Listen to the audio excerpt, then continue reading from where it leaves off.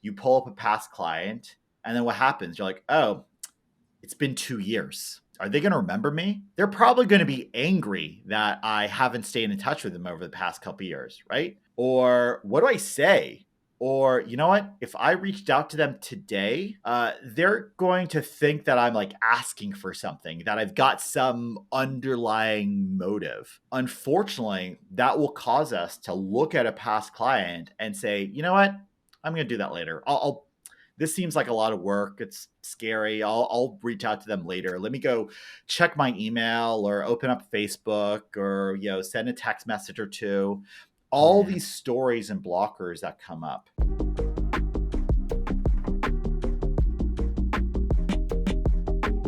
Zvi, thank you for joining me on our Thought Leader Spotlight series. I'm your host over here, Matt Camp, head of partnerships at DealMachine. And on these, we like to shine an industry spotlight on experts like yourself, hear your inspiring stories, and educate our audience on how you see the world evolving. So today, really excited to welcome on our friend Zvi Band. He's an entrepreneur, developer, author, speaker, investor, doing quite a few things here. An expert in generating more repeat and referral business opportunities by building authentic relationships. You built a relationship centric CRM called Contactually. And back in the day, man, I was a huge fan of that. I think it was 2013, 2014. I think I was, an early on user before you guys really focused on the real estate space. So huge fan of your work that way. I know you guys sold that company to Compass in 2019. And then I know you're already working on right now the founder of Relatable, which is one of the leading relationship platforms currently, and then the founder of Be More Relatable, which is a hands-on guidance group for cultivating business connections. So Zvi, welcome on. Thanks for taking some time out with us. Thanks for having me on, Matt. Really appreciate being here. And one, you make me sound a lot cooler than I actually feel like on a daily basis. And also, I'm incredibly grateful whenever I encounter someone who'd used Contact in the past and brings it up. There's a certain level of emotional connection I have. This was my pride and joy for a good 8-9 years. So to hear even years later people still think of it so highly, I'm very grateful for. So thanks so much for bringing that up. Absolutely. Yeah, I'm very much how I've always approached business is relationships first and really trying to be a connector in my world as well. So, I was a huge fan of what you're working on, your mission with that. And I think, really how you approach relationship building is going to be the focus for today. So, I'd love if we could start there. I mean, can you maybe tell us more about your background, how you got into this? Even, I know you've really become kind of an expert in this behavioral science of relationship building. Maybe just tell us a little bit more there if that's okay.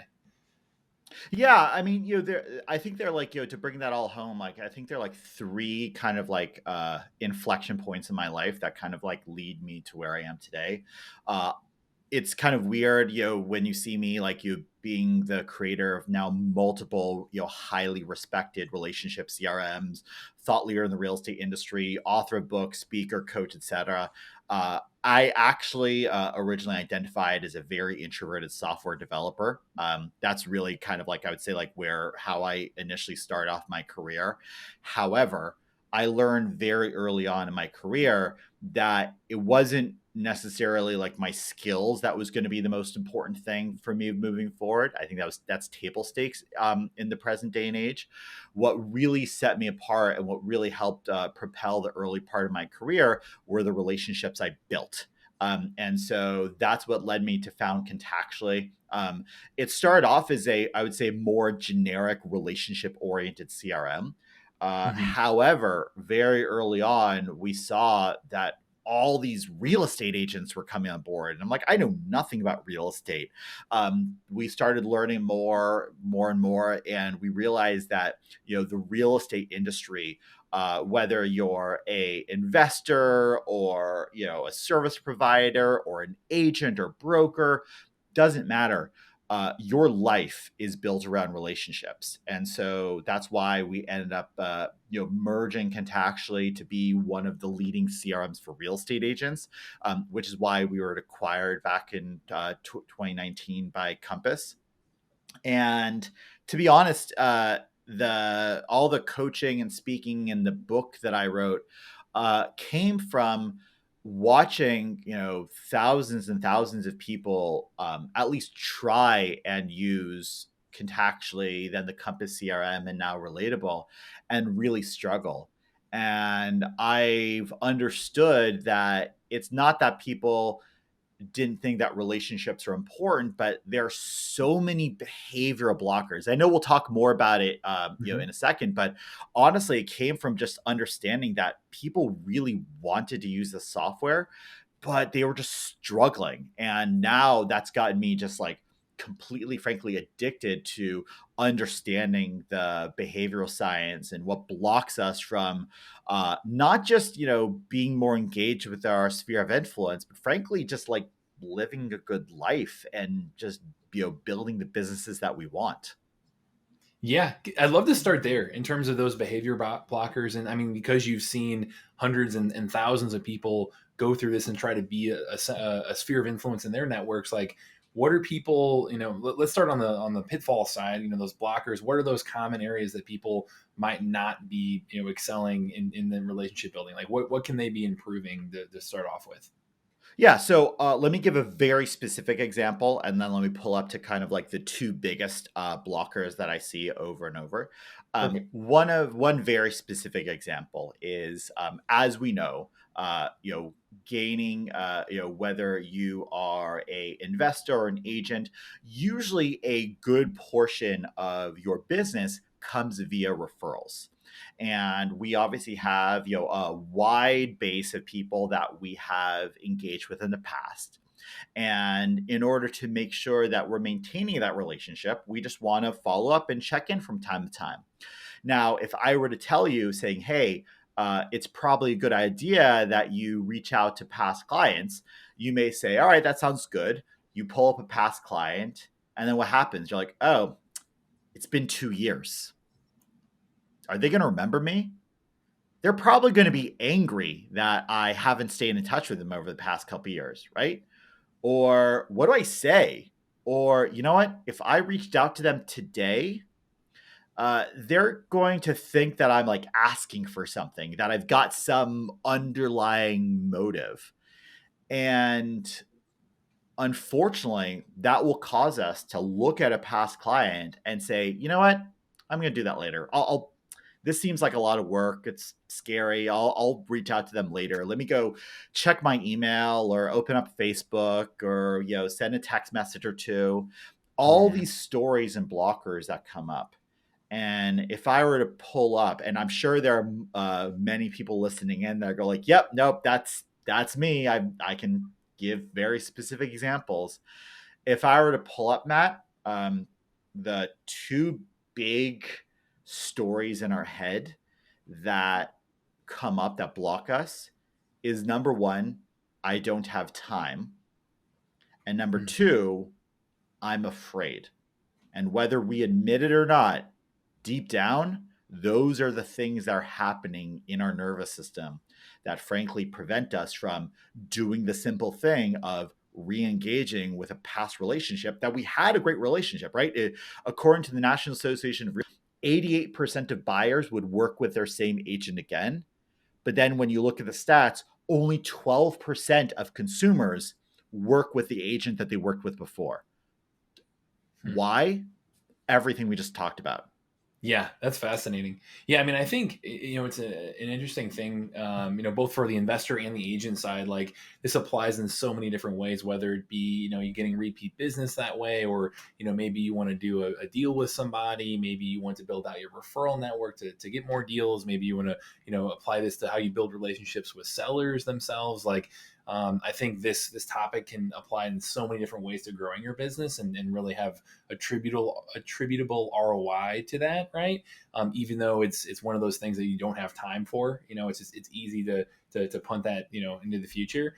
I know one thing that you guys really focus on helping others with is that referral generation, and it's really kind of this behavioral science backed training on how you do this. Can you give us a little bit more of a crash course of like what are those tenets of how to build a great network? And if someone's going to walk away from this with a couple of really actionable how tos, where should they start? Like how can they get better at building out their sphere of influence? Yeah, it's a really great question. So, like, a big part of this, Matt, right, is being aware of what's stopped you in the past, right? I have a mantra that guides a lot of the work and training that I do of awareness yields transformation. Oftentimes, we don't realize what's actually stopping us, right? So, case in point, I will have anyone who I work with pull up a blank email to past client and start writing it out and just literally just note all the emotions that are coming up, right? Oh, I don't know what to say. Hmm. I'm afraid of reaching out. I'll do it tomorrow. All these things that come up. So again, like I want to make sure like everyone at least understands that like there are these blockers, and B, it is not something wrong with you. It is just how we operate as human beings. The big thing, right, and is to really just boil it down to the simple, basic building blocks. Um, all we're trying to do is we are trying to figure out who I should reach out to, when I should reach out to them, and what should I say. And there are three very simple answers for that. Who should I reach out to? We want to get a database in set up, and we want to prioritize those relationships. Then we Hmm. want to, on a regular basis, identify who is falling out of touch. Let's say we want to stay in touch with our best relationships, our best past clients once a quarter. Great. We can see who is falling off touch. And then in terms of maintaining the relationship, this is where a lot of people get tripped up because they think it has to be Starbucks gift cards or courtside tickets or, the perfect introduction. No, like just reach out, just say, hey, just thinking of you. Hope all's well. Just checking in, showing that we care about these people. At the end of the day, people care. People want to like, work with people they know, like, and trust. And so Hmm. therefore, let's show that we know, like, and trust these people in order to reciprocate that. Now, of course, Matt, like this is where one of the other big blockers that comes up in is that what I just described. Honestly, Matt, like that's what we teach. There's obviously a lot more under the surface, but at a high level, it's just that simple. And most Hmm. of us really think that it's too simple. They're like, all right, that doesn't make sense, right? Like, no, no, like there's got to be more than that. I'm like, no, there's not. The challenge is doing that on a daily basis. Every Hmm. day, keeping your database updated. Every week, making sure that you are staying in touch with people in your sphere of influence.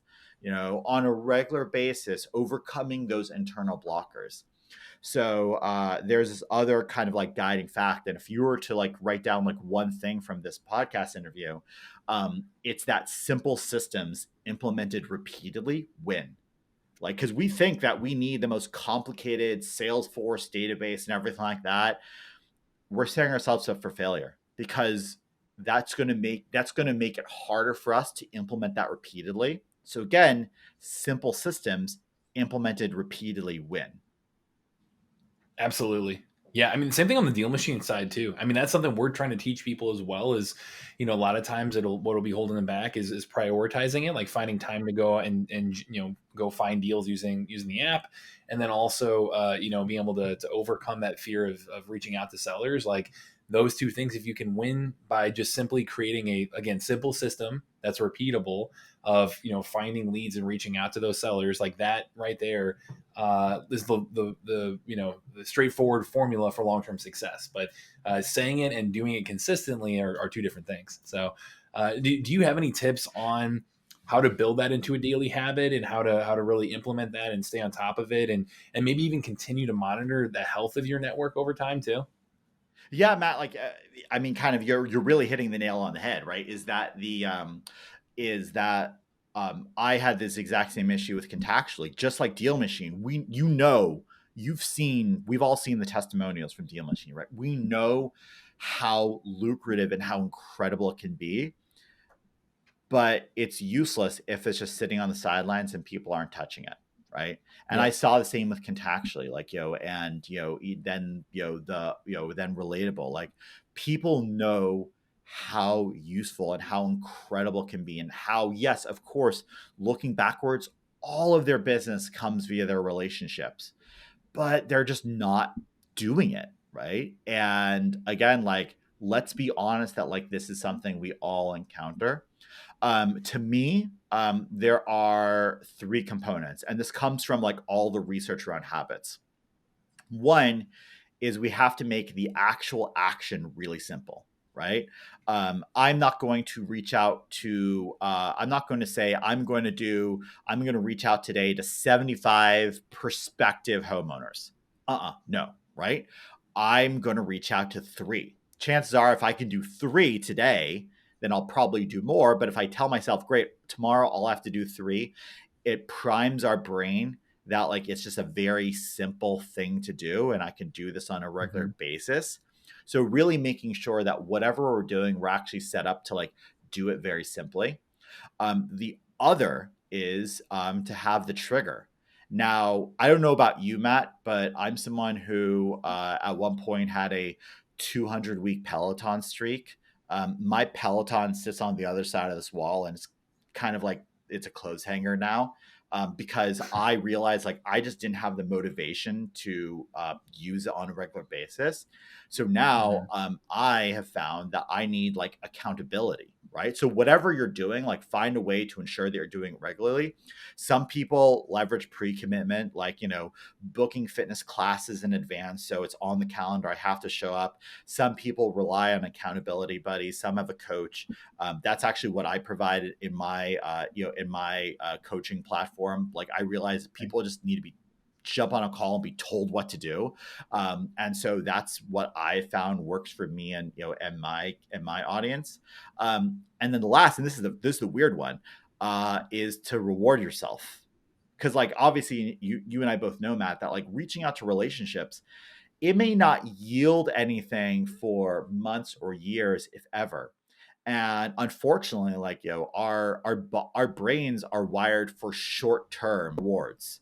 It's if Mm-hmm. if we were always actively thinking about what would benefit us long term, we would all be eating salads and going for runs, not like ordering takeout and watching Netflix on the couch, right? So like it's Mm-hmm. making sure that we reward ourselves with something, like whether it's a pat on the back, watching a few minutes of cat videos or something like that after we've done some work, going for a walk, doing something that tells us, hey, I've done great work and I deserve a reward. Therefore, tomorrow when I'm primed to do the same thing, I'm excited because great, if I do all this, I get a reward. Love that. Yeah, I feel like that last one gets overlooked all the time in terms of how you're programming your your subconscious to be excited about doing this stuff. But one thing I did want to ask on as well. I know you do a great job of talking through the systems and processes of reaching out to people and just staying in touch that way. When it comes to actually having that conversation with people and really building a relationship with them, I know you've done, like, I checked out your newsletter before. You said, like, hey, to connect, ask the right questions. Can you maybe talk a little bit more, like, what are the right questions? How do you approach a relationship to really build that rapport, whether it be with a seller, a referral partner, a cash buyer, like whoever you're trying to build a relationship with? Like, what are those right questions to be kind of thinking through how to ask them? Yeah, absolutely. So the Dale Carnegie, right? If any of you haven't read his book, How to Win Friends and Influence People, read that Mm-hmm. before you read my book, because honestly, like I think that's like one of the best primers. Again, How to Win Friends and Influence People. He has this kind of concept that was that kind of revolutionary at the time, is that in order to be interesting to people, be interested in people. And it could be as something as simple as just relying on small talk, right? Matt, obviously, when you and I connected, we end up spending more time just talking about our kids and our mutual connections. It's something as simple as that. Like, there's all of us are very used to the harmless question of like, hey, so what are you up to this weekend? But don't just like let it go in one ear out the other. Like, actually be interested. If someone mentions that, like, they're spending the weekend at a basketball tournament, oh, like I'd love to hear more. Like, why are you at a basketball tournament? Like, what does your kid play? What's their passion? Oh yeah, my kids do too. Just looking for those little footholds in a conversation. Um, the worst question I hate, like the worst question I try to avoid is like, well, how can I help you? Because I don't know, right? I don't know your skills. I don't know what you're actually offering. Like, are you offering to like, uh, help me land 5 new clients, or are you offering to like, give me a kid's book recommendation? I don't know, right? Right. One of my favorite questions comes from my friend Clay Bear, who has a great TED talk about this. And it can be something as simple as saying, "Hey, if you and I are sitting here celebrating in a year from now, what are we celebrating?" And you start to learn like what are people's big goals, big dreams, and hey, It's a great one. maybe there's something you can do to help with that. Love that. Yeah, that's fantastic. Yeah, I think the other interesting thing, I think, in terms of your experience and background, it's very, relationship building is timeless. Like that's regardless of how to implement it, the human behavior is not changing, right? Like our nature, like that. But you are also on the technology side of that, and you've built out, you've got, like you said, contextually, you've got relatable, you've got quite a few tech wins under your belt, and are kind of pushing the envelope of like what the future of that looks like as well. So can you tell me more in terms of where you think this industry is headed and kind of like future trends in relationship building? Like how can someone stay ahead of the curve on this stuff? Because given that it's human nature itself isn't changing, right?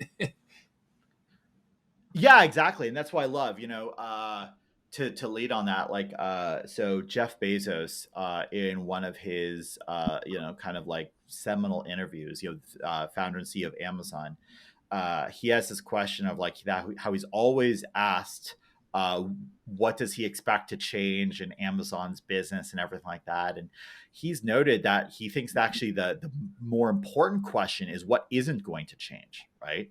And yeah, what's not going to change is that deep down we are still like, social emotional creatures. We still rely on human relationships to be able to navigate the world.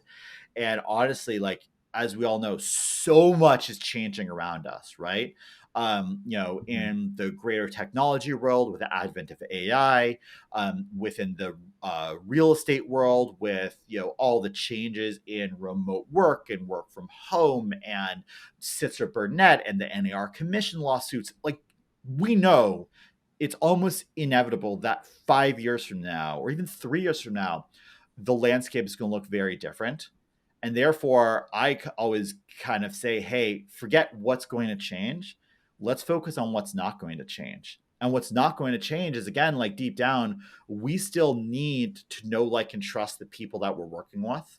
And especially in Mhm. a world where, if I get a cold inbound email, or I see a post on Facebook or an ad on Instagram, I don't know whether that's a real human being behind it, or increasingly it's a AI generated algorithm that's creating content that's trying to get me directly to create it.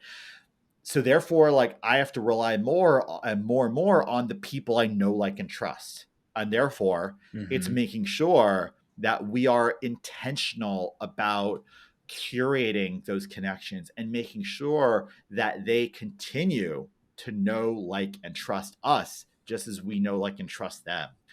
So to me, honestly, I look at all these changes, and you know I don't believe a real estate investor is going to go away anytime soon. I don't believe like a real estate agent is going to go away anytime soon. A lot of change for sure, but again, people are still going to be very, very relationship oriented, even more so today. Yeah, I 100% agree. Like I lean into the relationship side of, I think, the currency of, of social trust like that is going to be even more valuable in times where technology is so prominent, right? So, yeah, I love to get your perspective on this. This was awesome. Thank you so much for taking some time out today, Zvi. How can people connect with you and get more involved with Relatable and everything you've got going on? Like, we can make sure to share those resources, here too. Yeah, absolutely. So I am very easy to find. If you just literally Google Zvi Band, there's only one of us out there, and it's just me. But you can also just go to relatable.one. So RELATABLE one to find the CRM, and you can also go to bemorerelatable.com to take our free online course or learn more about what we offer.